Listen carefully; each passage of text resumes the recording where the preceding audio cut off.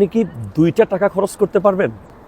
Only 2 টাকা বা 2 দিরহাম বা $2, আপনি যে দেশে আছেন সে দেশে 2 টাকা আপনি খরচ করতে পারবেন?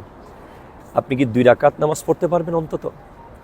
আপনি কি কোরআন কারীমের সবচেয়ে ছোট সূরার মধ্যে যে সূরাটি রয়েছে সূরা ইখলাস, এই সূরাটিকে আপনি তিলাওয়াত করতে পারবেন?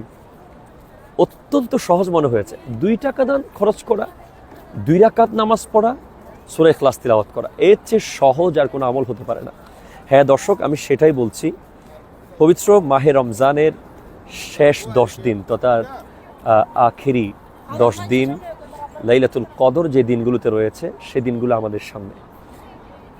মক্কাতুল মুকাররমার ইমাম আব্দুর রহমান সুদাইস হাফিজাহুল্লাহ উনি এই ফর্মুলা দিয়েছেন বলে আমি জেনেছি অনলাইনের মাধ্যমে, যে মাহে রমজানের শেষ 10 দিন আপনার জন্য সবচেয়ে সহজ আমল, আপনি শুধু 2 টাকা করে দান করেন।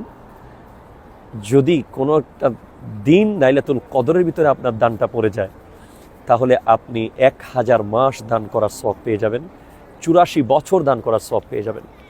আপনি মাত্র 2 রাকাত নামাজ পড়ুন, এক্সট্রা নফল, যেটা ফরজ নামাজের পর, জরুরি নামাজগুলোর পরে 2 রাকাত এক্সট্রা নফল নামাজ পড়ুন শেষ 10 দিন। যদি লাইলাতুল কদরের ভিতরে সেই 2 রাকাত পড়ে যায়, তাহলে আপনি 1000 মাস নফল পড়ার সওয়াব পেয়ে যাবেন, আপনি 84 বছর নফল নামাজ পড়ার সওয়াব পেয়ে যাবেন। আপনি মাত্র 2 মিনিট খরচ করে আপনি সূরা ইখলাস পাঠ করুন।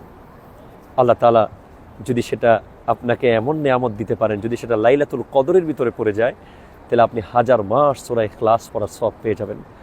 আপনি বেশিতে 2000 টাকা দিতে পারেন, 2 লক্ষ টাকা দিতে পারেন, আপনি বেশিতে 200 রাকাত পড়তে পারেন, আপনি গোটা কোরআন তিলাওয়াত করতে পারেন। আমি আপনাকে সবচেয়ে ছোটটা বলেছি।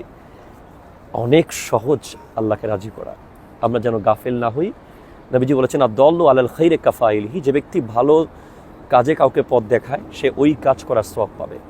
তাই আমরা এই মেসেজটি শেয়ার করে দেব, যাতে আমাদের প্রিয়জনরা এই ছোট্ট ছোট্ট আমল লাইলাতুল কদরের রাতে করে এবং অনেক বড় নেয়ামত পাওয়ার সুযোগ হয়ে যায়।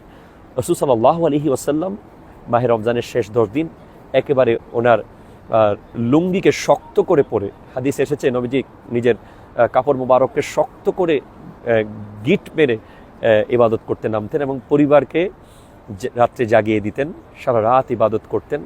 নবী সাল্লাল্লাহু আলাইহি ওয়াসাল্লাম বলেছেন মান কামা ফি লাইলাতিল কদরি ঈমানান ওয়া ইহতিসাবান গুফিরা লাহু মা তাকাদ্দামা মিন যামবিহি, যে ব্যক্তি লাইলাতুল কদরের রাতে ইবাদত করবে ঈমানের সাথে, একনিষ্ঠতার সাথে, আল্লাহ পাক তাকে অতীতের সব গুনাহগুলো মাফ করে দেবে। আসসালামু আলাইকুম ওয়া রাহমাতুল্লাহ।